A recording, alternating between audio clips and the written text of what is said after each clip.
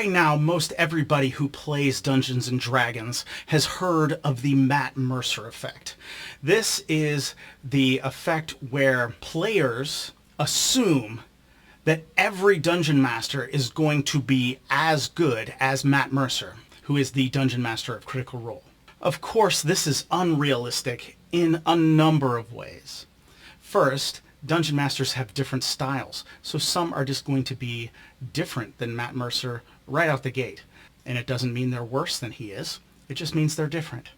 Another thing is that supposedly this effect had caused some people to judge their Dungeon Master so harshly against the standard that Mercer has set that they didn't want to play with that Dungeon Master anymore because they wanted the Mercer level experience. This frustrates me to no end because I will still play a game of wiffle ball with my kids and their friends, and I am not expecting anyone on the team to be Shohei Ohtani or Aaron Judge. It is just unrealistic, and it's foolish, especially taking into consideration that now Matt Mercer makes at least $40 to $80 million a year, or at least the company does. Critical Role or Darrington Press all combined makes somewhere in that neighborhood. So he has a creative staff. He can also take breaks, which some Dungeon Masters can't do. So of course, he is on a different level than a lot of us, especially because now it's his job. Many of us find ourselves in the situation where we're running from day jobs, we're handling family responsibilities, and we're squeezing in a session of D&D because we love it. And we don't have that time to prepare, and we certainly don't have a staff of writers that we can rely on.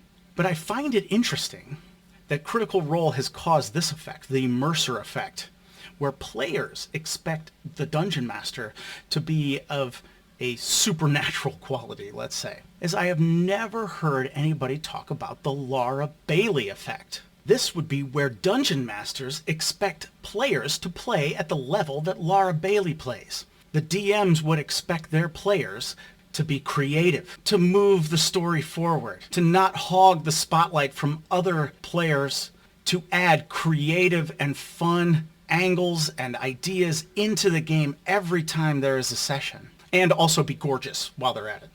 What I mean here, though, is why doesn't anybody talk about players upping their game? We have the Mercer effect that wants DMs to up their games, but where is the talk of players upping their games? And I hate to say it, but that rarely happens because as Dungeon Masters, we kind of all know that we're always begging for people to play our games.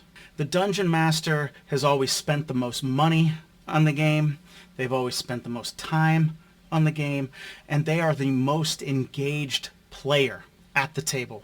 All the other players can come and go as they please. And it doesn't feel like they're losing too much because they haven't spent the money and the time that the Game Master has or that the Dungeon Master has. Now, of course, should things be this way? No, of course not. Players should always be looking at how they can improve their ability to play their characters, to add to the game, to move the plot forward, and to help their Game Masters and their other players at the table to have more fun and to play better games. But sadly, this is not the case. I just think that it is telling about the hobby of tabletop RPGs that players never really feel that they need to improve, or that Dungeon Masters feel that they can't ask their players to improve. And why is that? That's because as Dungeon Masters, we're kind of always begging for people to play our games. You know, I have an outline for a campaign that is set in the far future that involves politics and war on a galactic scale and could include generational characters by their players. And I already know that I will never play this game because I will never be able to find a group of players who have that much buy-in into that concept that I have. So I already know that that's never going to happen. I'm never going to run that campaign. And that's okay.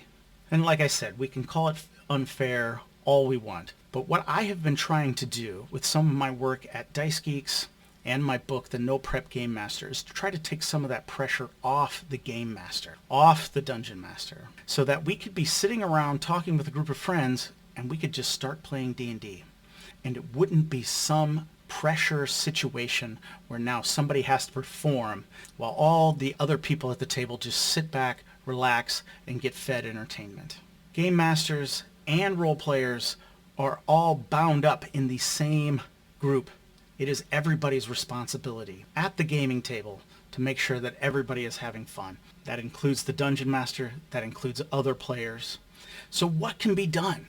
How can we make sure that everybody's having the most fun at the table that they can be having? Well, first, if you've never run a game before but you've played TTRPGs, run some games.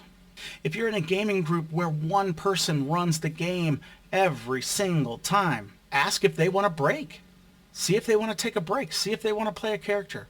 And you offer to run. No one should be the dungeon master every single session unless they want to be. Also, when we're playing the game, let's look for ways that we can increase the fun of the dungeon master, increase the fun of the other players around us. We must remember this game is not about us solely. Me, me, me, me, me. It is about us, the gaming group, so that at the end of the session, everybody can say, wow, that was really fun. I got a spotlight moment. You got a spotlight moment. The dungeon master was able to pull off a cool situation or scenario that they've been wanting to pull off, and everybody had fun. And that's what we're looking for. So the next time you think about the Matt Mercer effect, and you think, man, I wish my dungeon master was as good as Matt Mercer, I would ask you to stop and consider and ask yourself the question, am I as good of a player as Laura Bailey? If the answer is yes, great. If the answer is no, look for ways to up your game. I create tabletop RPG resources, links below. Keep gaming.